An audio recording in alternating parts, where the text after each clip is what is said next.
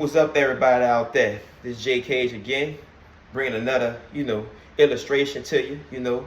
I call them episodes, they call it content, but check this out. We're gonna jump right into this quick, business credit for business funding. And a lot of time we hear them terms used interchangeable, but we gotta understand that business credit and business funding are really sometimes two different things. And business credit can be more when you're using what we always talks about through the illustration that I break down the difference between debt finance and equity finance. So you look up it for yourself, you'll see business funding is more of you using your own money from your savings, family, friends, people coming in. And it may like they lending you money, but they may be investing money, give you time to get where you got to get, or you may have, seed funding investors coming in, things of that nature. Where I would say it's a form of equity financing because you funding your own venture or your own, deal, performing asset, whatever it may be, the case may be. So that's why I say business funding is a little bit different because you're dealing with more of liquidity out the door versus if you're dealing with business credit, you got to go to a lender or bank, get you a loan or, a credit card that you could, they used to max them out, but now they, liquidate the money through different processes or, just use it for, different, things that's going on in your business and things like that. So the money may be available. You may have a line of credit. So that would be more of your business credit per se. And that's why I say business credit for business funding.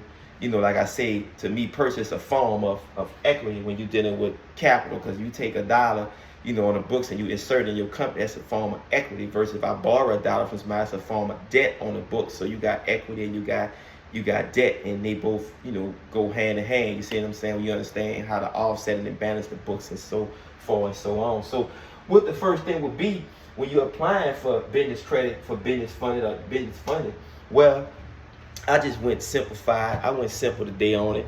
And what the first one would be, in most cases, you got different, things that you may have to apply under the category you apply for, whatever the funding process may be, or talking to whoever you're talking with. So for me personally, I like to always look at it for working capital. And what working capital is just what it's considered. Working capital, I mean, we got this idea, this venture, this program, whatever we may be doing, and it's working, but we need capital. So it's working and it got capital inside of the operation, you know what I'm saying? So like I always tell you, it's good to have sweat equity and guys around you that just on the string genuine, day one dudes, whatever it may be. But we got to focus on getting the funding, but they call it bad. We can pay people, as your real, not so much employee, but partner. You won't say employee, you the boss, where you want to be. That's your business. Me personally, I tell people you don't work for me, you work with me, you work for the company. The company is separate from me. So get it out your head that you work for me and you dealing with another separate entity from me. So the first thing would be working capital. And what working capital is based on payroll expense. So the first pay you want to pay is yourself. You understand me? You want to go ahead and set yourself up, maybe a management situation, or if you're the chairman, president, general man, whatever your title may be, you set that payroll expense up, you paying yourself out, however you may be doing it, you got your own money. If it's like I say, if it's business funding versus business credit, you might be coming with your own money capitalization, so you paying yourself, and you may be paying your other partners. And like I broke down at the bottom, I'll get to that personal assistant. For me, the first person I'm looking at to assist me is my personal assistant, which you can do a virtual assistant, right, which is great too, but you got a personal assistant, secretary can do some of the same things. So that's part of your payroll, you know what I'm saying? Okay, so you got working capital for payroll, right? Then you got legal expense. So legal expense would be different, in general they might say contract, but what I discovered through writing business plans and guide breaking stuff down for me was legal, meaning, your attorney expense, how much you paying them, you retain them, you paying them here and there, whatever it may be. You wouldn't say a consultant firm would be illegal, but it could be something like, your legal expense. So your legal expense, we're gonna keep it, legal, deal with your, legal counsel. You know what I'm saying? That could be, the attorney that you call at times you need things done, that can oversee things. I'm big on, putting an attorney in place that, know the things, the terms, and it polish it up for the things that I come up with my head and write out the overall view of things. 3, marketing expense. Marketing expense is so important in business, and I don't hear people talk about it. That's old news, but marketing go hand in hand with what? Management. Once you understand marketing and management, you understand that we ain't just putting this great idea out. We got a marketing strategy. So how much our marketing expense is going to be? How we going to create our marketing strategy versus we see this the market that this product or service fit in. Now we got to find out how we're going to market it to the audience, or we just gonna general market it through, you know, and then people mix advertising and marketing it up, which, you know, advertising and marketing are really two different dimensions, but you can always use them as a tool to get what you're trying to get. Just don't waste too much money on them things. You know, word of mouth is way more powerful than advertising. You got running ads that we working on now, running ads through the social media and through Google searching. So yeah, ad running is also a real, you know, minor way to, you know, do business through the virtual internet of things. So with that being said, payroll, I should have put payroll expense, legal expense, marketing expense. So for me personally, I always like to get back to my goals and figure out MIT. Most important task would be hiring a personal assistant before I must hire my CEO, CFO, and things of that nature. You know what I'm saying? But my personal assistant could do all the administration things I need done and missing that, because what I'm showing you right now is not called working in your business, it's called working on your business. So you put everything together. So now you secure the funding, doing things you need to do, and everything I tell y'all about every day is a historical day, because one day y'all better look back at these small illustrations and see where this guy hit and took off. And we remember he was doing this stuff in a house and set up on a little small chalkboard. So yeah, so all this is based on expansion for growth. So everything got to be about growth. So you got to be able to expand. So when you expand, you're expanding with your market share, your presence through the internet, or your if you got brick and mortar storefronts, or if you're doing a real estate, you ain't just got real estate in one local area, you got it statewide or nationwide, over the seas, you know.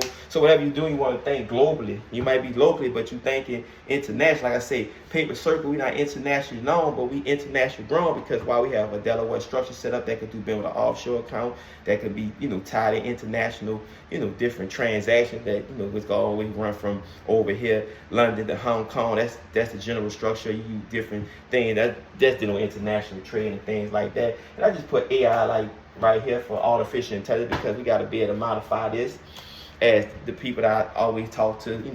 You know, it's technology, but it's just artificial intelligence that's built off your natural intelligence. So anything you could do skill-wise, from your intellectual skills or your hands-on skills, you got to build some type of program around that's virtual that could do it for you through software. Build, you got bots. You know, like if I'm a painter, I'm gonna find I could build me a bot that could paint houses or cars for me. That's how I give away. They ain't doing it yet.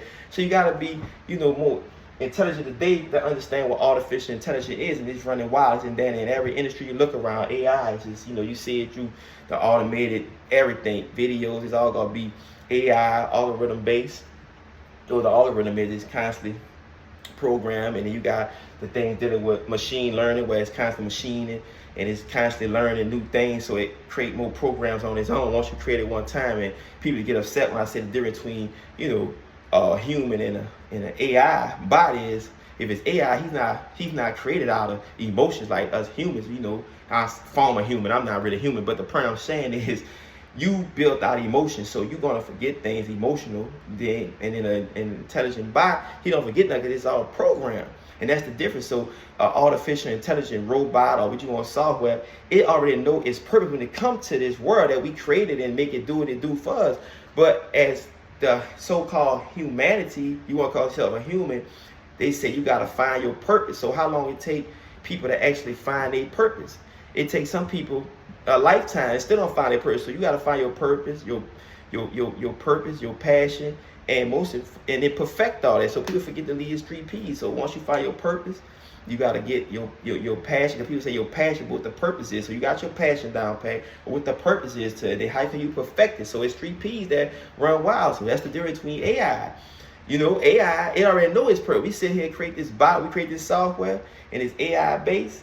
It know what it's gonna do. It's gonna get smart as it go, more intelligent. You know what I'm saying? I'm saying that I'm comparing it with a humanity body, a spiritual body like our body, but you gotta look at the reality. That's why a lot of people predicting that they're really afraid of AI. But I love it. I just gotta get more hands-on with it and get on board, because you don't want it to run past you, and then your generation, whether you're talking about somebody building robot systems, now it's gonna take your generation away from you, like they did 100 years ago with all these other different software that was built. Just like with the Bobcat came around in the years, the 60s, whatever. It's a threat to labor work then. But look, the Bobcat, you know, it knocked a lot of jobs out back then. So you look at technology and machines and things, it constantly was expanding humanity in the world, but it was slowing down labor work for the man. So with that being said, I'm gone, I'm out. JK, Paper Circle, you know the game, you know the plan, you know what I'm doing. Get on board, baby. I'm out. One.